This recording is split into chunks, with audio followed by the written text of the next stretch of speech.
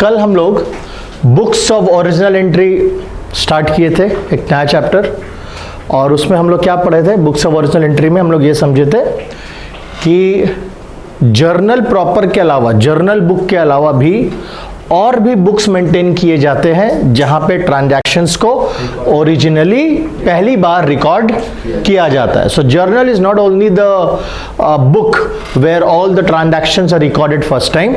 इन fact journal के अलावा भी और भी किताब होते हैं. और ऐसा क्यों होता है? ताकि जर्नल के ऊपर में थोड़ा सा लोड, प्रेशर कम हो जाए. और जर्नल का हम लोग बेसिकली क्या कर रहे हैं? सब डिवीजन कर रहे हैं. जर्नल का डिवीजन कर रहे हैं ताकि ट्रांजैक्शंस को हम लोग स्प्रेड आउट करें और एक बुक में प्रेशर पूरा ना पड़े. उसके आधार पे हम लोगों ने देखा कल कि जर्नल के अलावा और क्या क्या बुक्स मेंटेन किया जा सकता है बुक्स ऑफ ओरिजिनल एंट्री. तो परचेज डे बुक, जहां पे सिर्फ और सिर्फ credit purchase of goods record होंगे.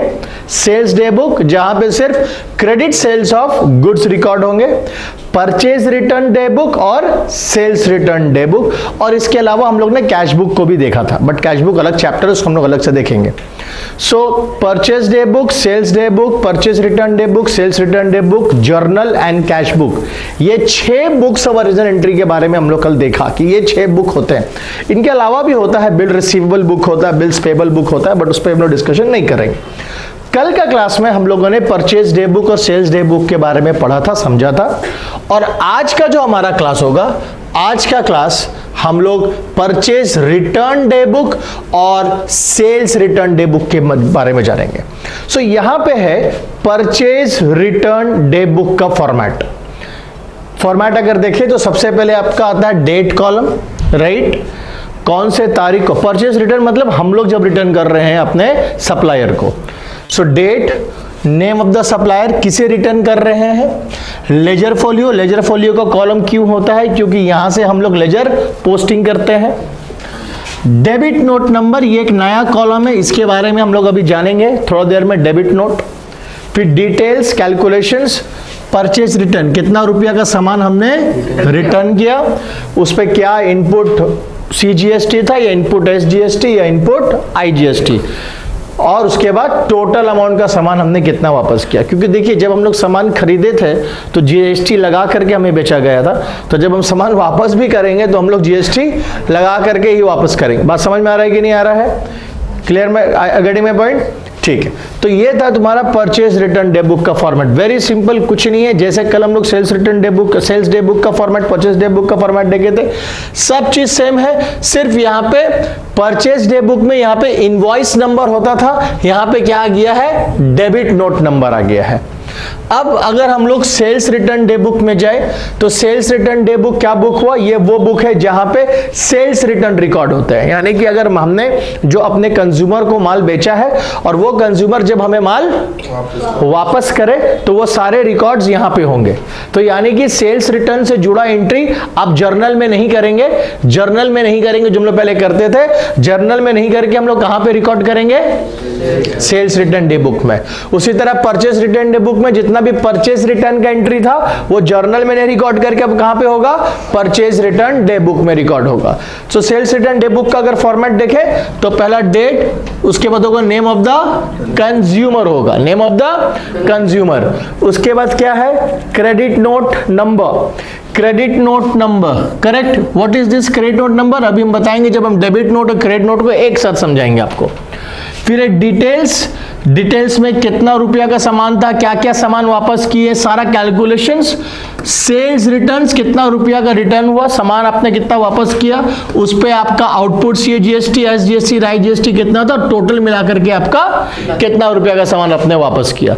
तो ये हो गया आपका सेल्स रिटर्न डे बुक का फॉर्मेट. नाउ यहां पे हम लोगों ने 2 टर्म देखा, एक डेबिट नोट देखा और एक क्रेडिट नोट देखा.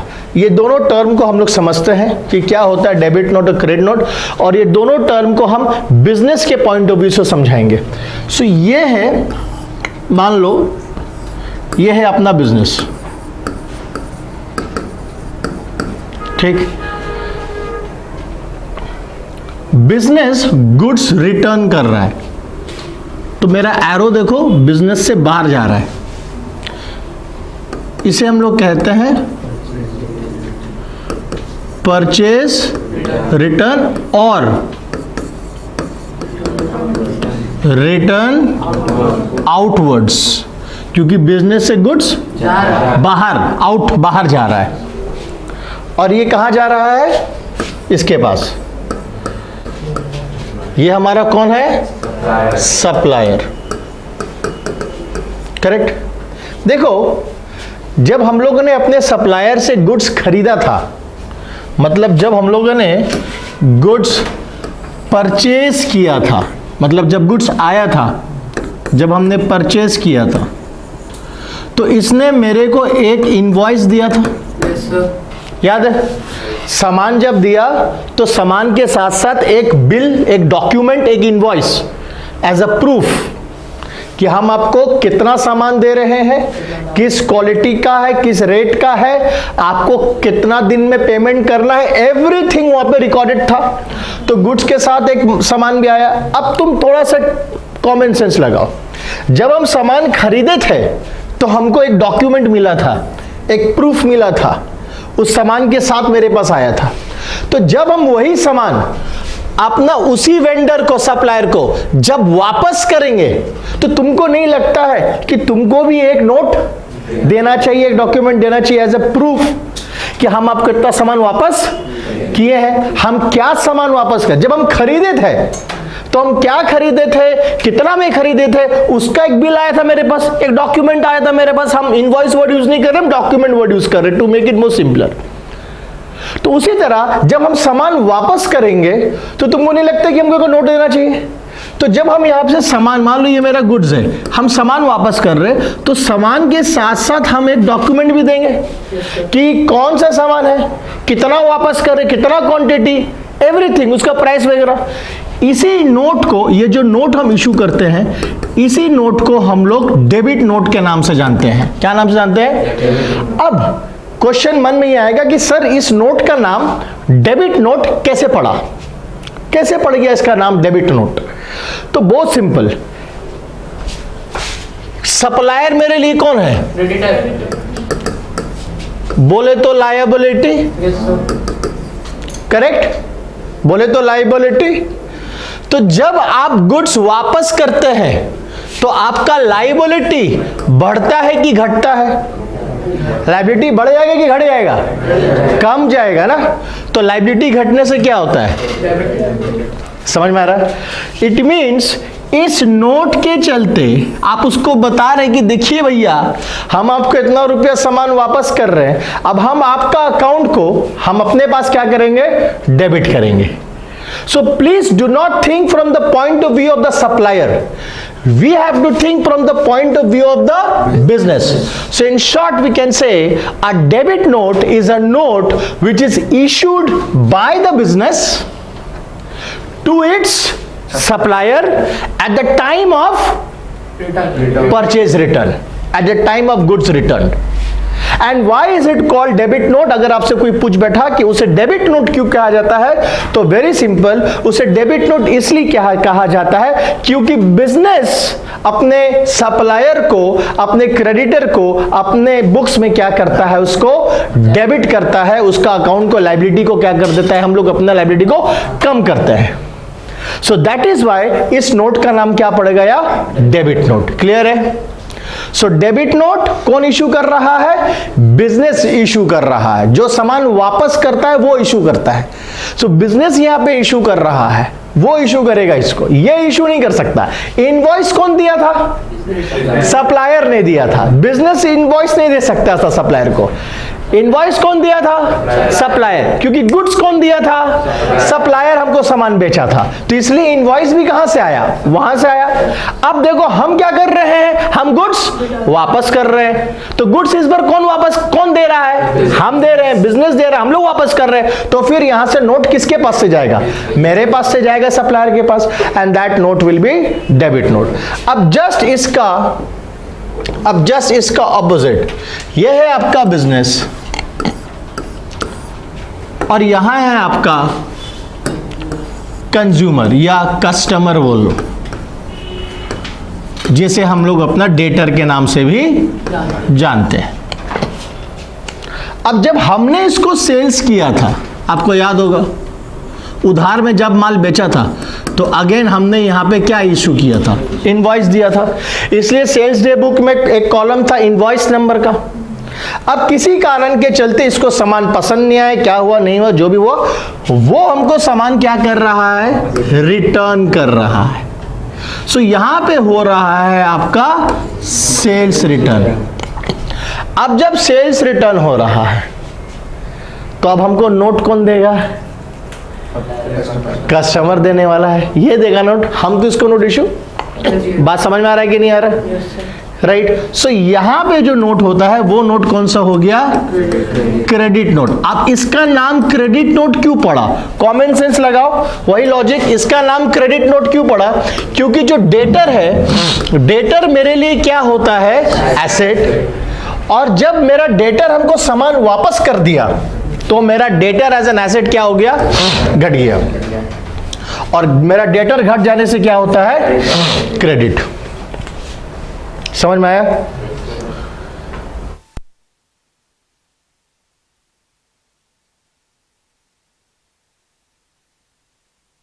सो debit note is issued by the business and credit note is issued to the business, अगर देखा जाए तो, क्योंकि यहां पे क्रेडिट नोट इशू हो रहा है, बिकॉज ये थ्योरी क्वेश्चन में आता है, give difference between debit note and credit note, what is debit note, what is credit note, ऐसा थ्योरी में आता है।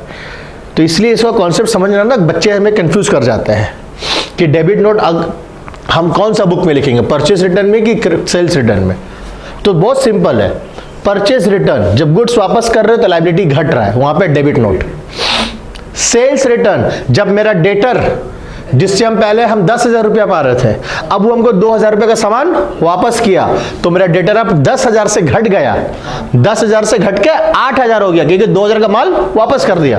अब उससे हम 10,000 रुपया नहीं मांगेंगे, अब उससे हम 8,000 रुपया पाते हैं। तो वो सेल्स रिटर्न के चलते मेरा डेटर क्या हो गया, कम हो गया। सो जब मेरा डेटर कम हुआ तो मेरा लिए क्रेडिट हुआ, एसेट क्रेडिट हुआ, इसलिए इस नोट का नाम क्या पड़ गया, क्रेडिट। सो डेबिट नोट इशू होगा परचेस रिटर्न के समय में, बिजनेस इशू करेगा अपना सप्लायर को, और क्रेडिट नोट इशू होगा सेल्स रिटर्न के समय में, कंज्यूमर इशू करेगा बिजनेस को। क्लियर है? कोई दिक्कत? बढ़िया ना? Okay. So as we all know that this is a book of original entry. The transactions have only been recorded here first time. Now these transactions will be classified, that is a ledger. So जिस तरह से हम लोग ने कल purchase day book और sales day book से laser बनाया था, उसी तरह से हमें यहाँ पर भी परचेस रिटर्न और सेल्स रिटर्न से भी लेजर बनाना पड़ेगा। अब बताओ यहाँ पे किसका किसका लेजर बनेगा, ध्यान से देखिए। राधा कृष्ण का लेजर बनेगा, गोपाल सन्स जो अपना जो सप्लायर है जिसको हमने सामान वापस किया, रघुवीर दास इसका तो बनेगा एक, परचेज रिटर्न्स का बनेगा, कितना सामान हमने वापस किया उसका एक लेजर बनेगा। सो ये 4 तो पक्का ही लेजर बनने वाला है। 3 अपना पार्टीज का बनेगा और एक किसका बनेगा, जिसका तुम बुक बना रहे हो, परचेज डे बुक जिसका बना रहे हो, तो परचेज रिटर्न डे बुक में क्या रिकॉर्ड हो रहा है, परचेज रिटर्न रिकॉर्ड हो रहा है, तो परचेज रिटर्न का भी तो हमको अलग से हिसाब रखना पड़ेगा, उसका तो लेजर बनेगा। सो परचेज रिटर्न का लेजर बनेगा, फिर उसके साथ साथ इनका भी बना सकते हो, इनपुट सीजीएसटी, बट ये 4 का तो बनेगा। तो ये 4 का पहले हम लोग बनाते हैं, ठीक है। 4 का नहीं, हम एक बनाएंगे किसका, राधा कृष्ण का, और एक बनाएंगे हम परचेस रिटर्न का बनाएंगे। सो 2 लेजर अभी हम यहाँ पे बनाते हैं, आप लोग इसको देखिए।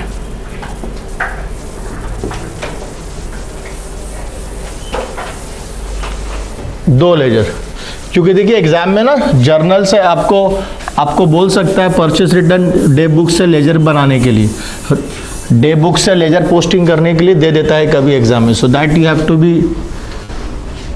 हाँ चलिए देखिए यहाँ पे, तो किसका तो कौन था पहले, राधा कृष्ण ना, तो Radha Krishna and sons, date particular, क्या हो जाएगा ये, journal folio, amount, date, particulars, journal folio, amount, हो गया। चलिए अब हम लोग बना रहे राधा कृष्ण का लेजर। तो हमने क्या कहा था कि जिसका भी तुम लेजर बनाओ, जिसका भी लेजर बनाओ, AELCR इसी में ढूंढो। तुम जिसका भी लेजर बनाओगे तुमको जर्नल का जरूरत नहीं पड़ेगा, तुम विदाउट जर्नल लेजर पोस्टिंग कर सकते हो। सिर्फ इतना देखना है कि जिसका मैं लेजर बना रहा हूं मेरा ही 5 कैटेगरी में किसके अंदर में आ रहा है। बताओ राधा कृष्ण मेरा किसके अंडर में आ रहा है? AELCR किसके अंदर में आ रहा है? L, क्योंकि राधा कृष्ण मेरे लिए कौन है? लाइबिलिटी। कैसे पता चला कि राधा कृष्ण मेरा लाइबिलिटी है? क्योंकि वो मेरा क्रेडिटर है। क्योंकि हम दूसरा सामान खरीदे थे। उसका नाम कहाँ पे लिखा मैंने? उसका नाम मैंने कहाँ पे, कौन से कॉलम लिखा था? परचेज रिटर्न डे बुक में लिखा था। उसका नाम मैंने कहाँ पे लिखा था? और परचेज रिटर्न डे बुक में कौन से कॉलम में लिखा था? Name of the. तो पता चल गया ना। तो राधा कृष्ण कौन है मेरे लिए?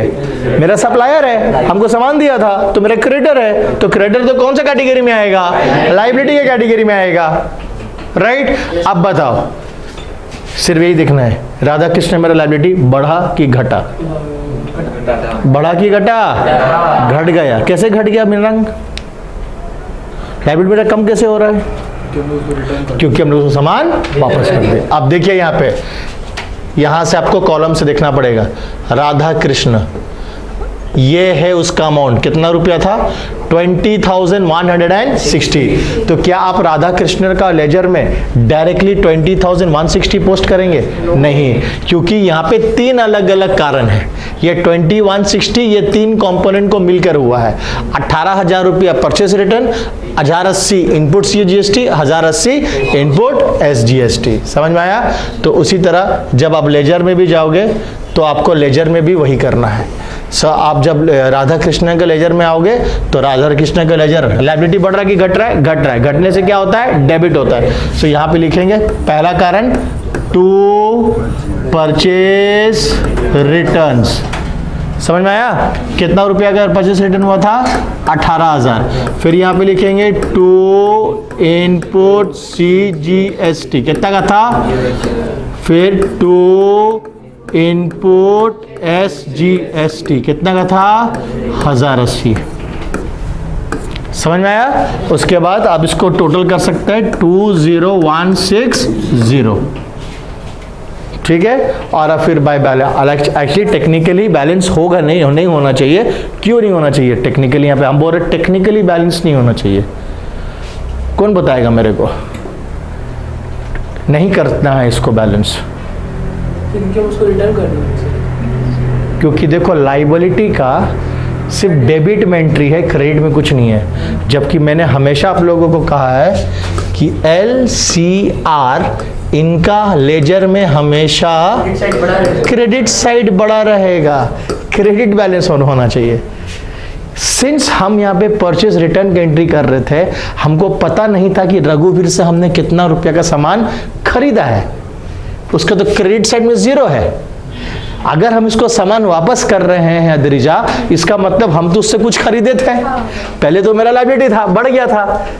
समझ में आ रहा है? अगर इसको भी हम बैलेंस करेंगे तो रघुवीर का अकाउंट में डेबिट बैलेंस आ जाएगा। क्या आ जाएगा? इसका मतलब हम रघुवीर से पैसा लेंगे। Getting my point? इससे मतलब रघुवीर से हम पैसा लेंगे। देखो मेरा कितना टेक्निकल चीज है। Accounts is so interesting. Accounts you have to be so, मतलब कितना कंसंट्रेशन दिमाग लगा के रखना पड़ेगा आपको। अगर मैंने इसको बैलेंस कर दिया और लिख दिया मैं बाय बैलेंस CD, तो राधा कृष्ण का बन गया इस लेजर का डेबिट बैलेंस, क्योंकि डेबिट साइड बड़ा है। And from the liability he becomes my debtor asset. पूरा का पूरा कहानी चेंज हो गया वो, है ना? क्योंकि ये तो परचेज रिटर्न का सिर्फ एंट्री, परचेज का तो मैंने एंट्री मारा ही नहीं था यहाँ पे। तो रघुवीर का लायबिलिटी साइड बड़ा होगा, क्रेडिट साइड बड़ा होगा, वहां तो कुछ टाइम ही नहीं है। तो इसीलिए you can not total and balance sheet, you just need to leave it like this. Posting करके हमने छोड़ दिया। कोई दिक्कत है? समझ में आ रहा है हम क्या बोल रहे थे? क्यों मैंने इसको बैलेंस नहीं किया? समझ में आ गया ना बढ़िया से? अब ऐसे ही हम लोग किसका लेजर बनाएंगे बताओ? परचेज रिटर्न का लेजर बनाएंगे। तो परचेज रिटर्न का लेजर हम बनाते हैं यहाँ पे छोटा सा परचेज रिटर्न। हम यहाँ पे जस्ट ये वाला फॉर्मेट बना देते हैं। हम ज़्यादा ये नहीं कर रहे हैं, ठीक है, कॉलम कम रख रहे हैं हम। तो अब हमको बताओ purchase return, purchase return, purchase return में हम लोग अमाउंट्स डेबिट में लिखेंगे कि क्रेडिट में लिखेंगे? जर्नल से दिमाग लगाओ। परचेस रिटर्न अकाउंट हमेशा क्या होता है?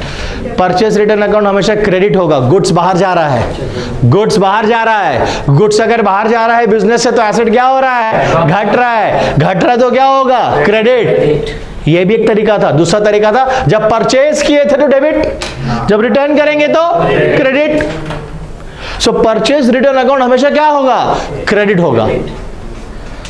अब यहां से तुमको पता चलेगा परचेस रिटर्न। देखो बच्चा लोग, यहां से ये वाला कॉलम तुम्हारा परचेस रिटर्न का कॉलम है, ये वाला कॉलम।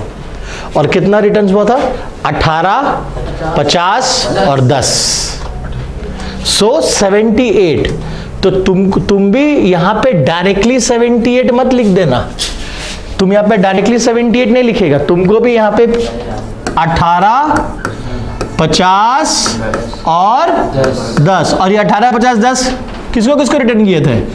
पहला राधा कृष्णा बाय गोपाल सन्स और बाय रघुबीर।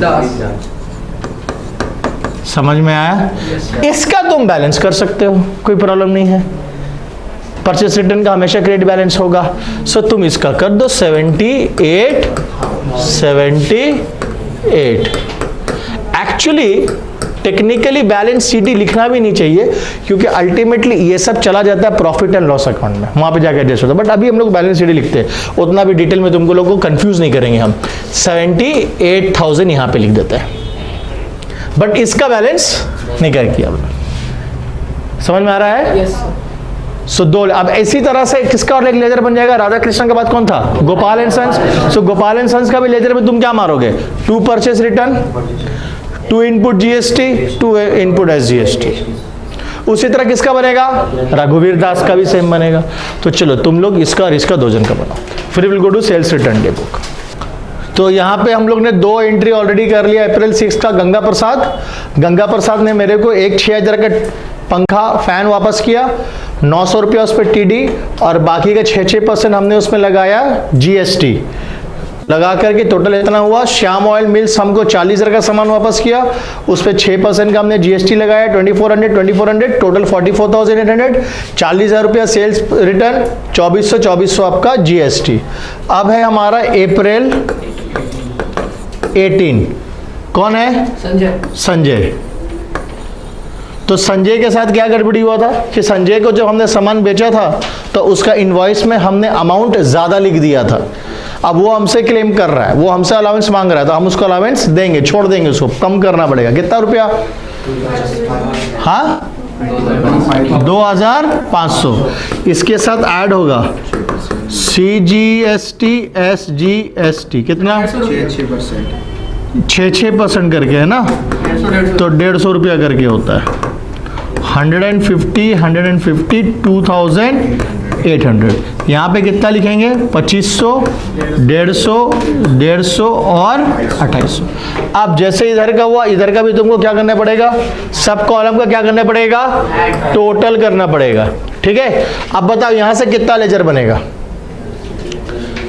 एक बनेगा गंगा, एक बनेगा श्याम, एक बनेगा संजय, और एक बनेगा सेल्स रिटर्न का लेजर बनेगा। सेल्स रिटर्न का लेजर बनेगा, और सेल्स रिटर्न का लेजर के साथ साथ आप अगर आप चाहे तो ये आउटपुट जीएसटी का भी बना सकते हैं। तो अभी तो 4 को बनना ही बनना है, तो हम लोग 2 बनाते हैं। एक हम बनाते हैं गंगा प्रसाद का बनाते हैं, और एक हम बनाते हैं सेल्स रिटर्न का। याद रखिएगा फिगर 5,100, 4,000, 40,000 और 2,500 का फिगर है, राइट?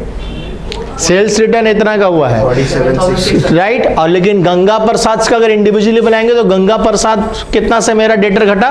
5712 से। गंगा प्रसाद मेरा डेटर कितना से कम होगा? 5712। वो हमको सामान कितना का वापस किया? हमको 5,100। बाकी क्या था? जीएसटी था। तो चलिए एक लेजर बनाते हैं हम लोग यहाँ पे। गंगा प्रसाद का लेजर बनाते हैं। 2 लेजर बनाएंगे, एक गंगा प्रसाद का, एक गंगा प्रसाद, और एक बनाएंगे सेल्स रिटर्न। तो गंगा प्रसाद हमारे लिए कौन है बताओ? डेटर है हमारे लिए एसेट। डेटर बढ़ेगा कि घटेगा? घट जाएगा। अच्छा, डेटर 5712 से घटा है, लेकिन मैंने कहा 5712 आप 3 अलग अलग कारण से था। पहला बाय सेल्स रिटर्न, फिर by output CGST, by output SGST। ठीक है, सेल्स रिटर्न कितना का हुआ था? 5100, यहां पे था 306 और यहां पे था 306, याद है? ये हो गया मेरा गंगा प्रसाद का लेजर। अब मेरा यहां पे एक लेजर बनेगा, किसका लेजर बनेगा? सेल्स रिटर्न का लेजर बनेगा। सो जब सेल्स रिटर्न का लेजर बनाएंगे तो 3 सेल्स रिटर्न क्या क्या था, याद है? एक 2500 का संजय, 40,000 रुपया का श्याम ऑयल मिल्स और 5,100 रुपया गंगा प्रसाद। सेल्स रिटर्न बताओ डेबिट होगा कि क्रेडिट होगा अर्पित? सेल्स रिटर्न अकाउंट को हम लोग डेबिट करते कि करते क्रेडिट करते हैं? डेबिट करते हैं, क्योंकि गुड्स मेरे पास वापस आ रहा है, या हमने जो सेल्स किया था, जब सेल्स किया था तो रेवेन्यू बढ़ा था तो क्रेडिट, अब जब सेल्स वापस आएगा तो मेरा सेल्स को डेबिट करेंगे, सेल्स रिटर्न अकाउंट को डेबिट करेंगे। तो यहां पे 2 गंगा प्रसाद, पहला कारण घटने का, डेबिट होने का 5100, गंगा प्रसाद सामान वापस किया। गंगा प्रसाद सामान 5100 का वापस किया, यही एंट्री मारेंगे। गलती से भी 5712 रुपया मत लिख देना, क्योंकि ये हम लोग सेल्स रिटर्न का अकाउंट बना रहे हैं। सेल्स रिटर्न कितना का हुआ था? 5100 का, लेकिन गंगा प्रसाद मेरा डेटर कितना से कम हुआ? 5712। ये डिफरेंस किस लिए आ रहा है? GST के चलते आया। सो मेरा सेल्स रिटर्न, मेरे पास सेल्स घटेगा 5100 से, लेकिन मेरा डेटर कितना से कम हुआ? 5712, क्योंकि जब हमने ये सामान उसको बेचा था तो GST लगा के बेचा था। तो जब वो भी हमको सामान वापस करेगा तो वो भी GST इंक्लूड करके वापस करेगा। That is by the difference of 612 rupees coming. So my sales return account is getting debited by 5100, but my debtor is getting credited by 5712। Did you understand the difference? हाँ, तो इस तरह से जितना भी आपको लेजर बोले आपको बनाना है। तो यहाँ पे सेल्स रिटर्न भी खत्म हो गया।